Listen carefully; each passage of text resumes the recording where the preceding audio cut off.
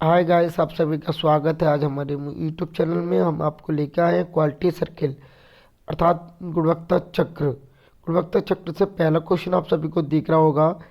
कर्मचारियों का एक समूह जो समस्याओं को हल करने और अपने संगठन में उत्पादन में सुधार के तरीकों का विचार करने के लिए नियमित रूप से मिलते हैं, क्या कहलाते हैं?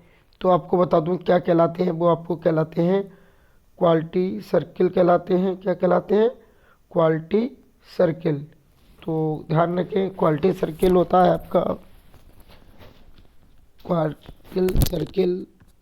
इसका सही आंसर आपका क्वालिटी सर्किल। तो चलते हैं अगले क्वेश्चन की ओर। इसी के साथ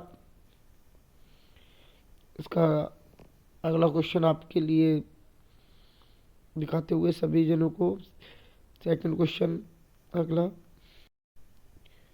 क्वेश्चन नंबर 2।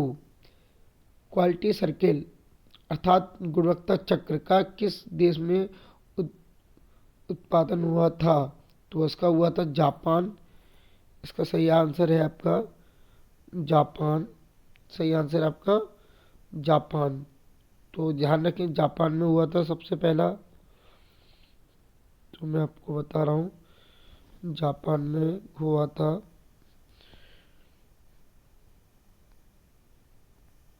जापान इसका सही आंसर है जापान। तो चलते हैं अगले क्वेश्चन की ओर इसी के साथ।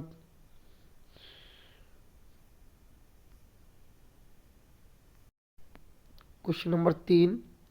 भारत में क्वालिटी सर्किल के जनक कौन किसे कहा जाता है या कौन है? तो आपके आंसर है आपका पीसी मालवेंस। मालवेंस हैं, डॉक्टर पीसी मालवेंस।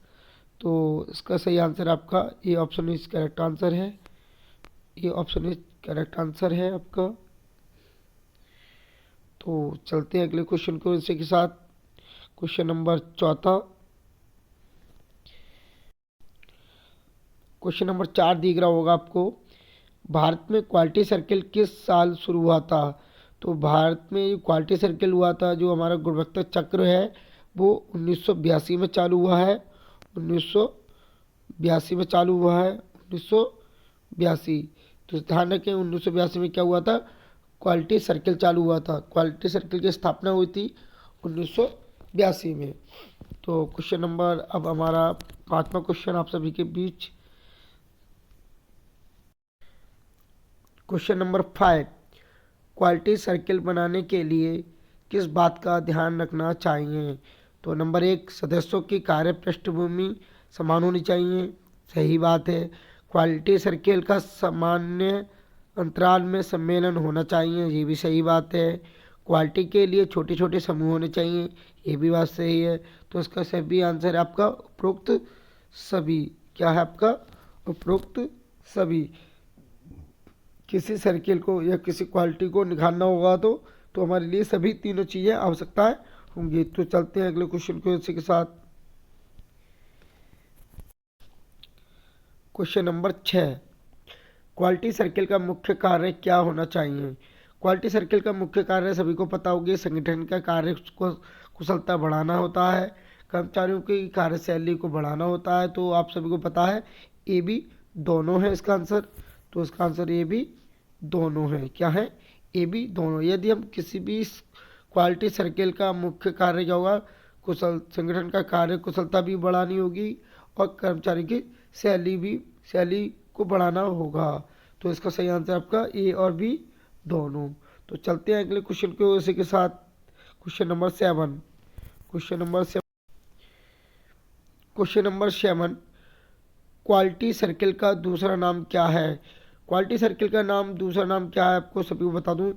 आपका यहाँ पर क्वालिटी सर्किल का नाम आपका प्रोटेक्टिव सर्किल भी होता है और ह्यूमन रिसोर्स सर्किल भी होता है। तो इसका सही आंसर आपका ए और बी दोनों है। इसका सही आंसर बी और सी दोनों, सॉरी। तो यहाँ पर प्रोड्यूटिव सर्किल भी होता है और ह्यूमन रिसोर्स सर्किल भी होता है। तो इसका सही आंसर आपका बी और सी दोनों। तो चलते हैं अगले क्वेश्चन की वजह से। Question number 8। क्वालिटी सर्किल को बनाने का उद्देश्य क्या है? तो क्वालिटी को हम जो सर्किल बनाते हैं, जो हमारा सर्किल होता है, सर्किल जो बनाते हैं तो जॉब को संतुष्टि देने के लिए, जॉब संतुष्टि के लिए, सुरक्षा व्यवस्था को बेहतर बनाने के लिए, कर्मचारियों की उपस्थिति को बढ़ाना और शिकायत को कम करना, ये भी होती है। तो उपरोक्त सभी हमारा सही आंसर है, उपरोक्त सभी। तो सही आंसर हमारा क्या है, उपरोक्त सभी। तो चलते हैं अगले क्वेश्चन को इसी के साथ, क्वेश्चन नंबर 9 की ओर। तो सभी भाई को अच्छा लगे सब्सक्राइब करना, चैनल को आगे से अधिक फॉलो कराना। तो चलते हैं अगले क्वेश्चन को इसी के साथ, क्वेश्चन नंबर 9।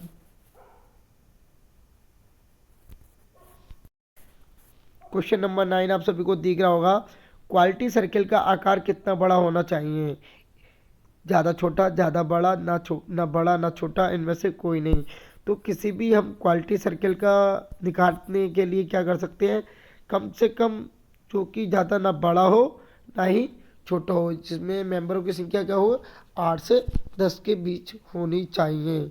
तो वहाँ पर क्वालिटी सर्किल क्या होगा, अच्छा रहेगा, बढ़िया रहेगा। तो चलते हैं अगले क्वेश्चन को इसी के साथ, नामा क्वेश्चन।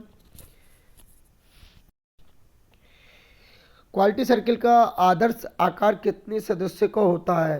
तो सदस्य मैंने बताया था अभी, क्वालिटी सर्किल को बनाने के लिए या आदर्श बनाने के लिए कितने हमारे यहाँ पर श्रमिक हो सकते हैं या कितने कर्मचारी लगा सकते हैं? तो यहाँ पर सबसे अच्छा जो क्वालिटी सर्किल होता है हमारा, वो होता है 8 से 10 के बीच मजदूर होने चाहिए या वर्कर होने चाहिए या कोई भी सलाहकार होने चाहिए।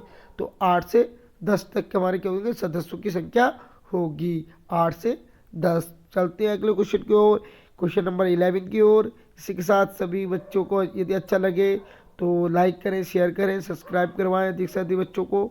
तो चलते हैं नवे क्वेश्चन की ओर, 11 क्वेश्चन की ओर। क्वेश्चन नंबर 11, ऑर्गेनाइजेशन में क्यूसी क्वालिटी सर्किल में इनमें से कौन सा भागीदारी होता है? तो आपको सभी को बता दूं, यहाँ पर जो भागीदारी होता है आपका क्वालिटी मैनेजमेंट में, आपके टॉप मैनेजमेंट भी होता है जिसमें सीईओ या HR ऑफिसर होते हैं, ये भी होता है आपका। मिडिल मैनेजमेंट भी होता है आपका, सुपरवाइजर जिसको बोलते हैं। लोअर स्टाफ जैसे जूनियर असिस्टेंट, जूनियर सुपरवाइजर, ये सभी होते हैं। तो इसका सही आंसर आपका उपरोक्त सभी, उपरोक्त सभी आंसर है इसका, जिसमें हमारे ऑर्गेनाइजेशन में होते हैं क्वालिटी मैनेजमेंट में जो भागीदारी लेते हैं, सुपरवाइजर भी होते हैं, HR भी होते हैं और सीनियर भी होते हैं। यहाँ पर सभी हमारे क्या है, सभी आवश्यकता है इनमें। तो चलते हैं आज की सीरीज का अंतिम क्वेश्चन, क्वेश्चन नंबर 12।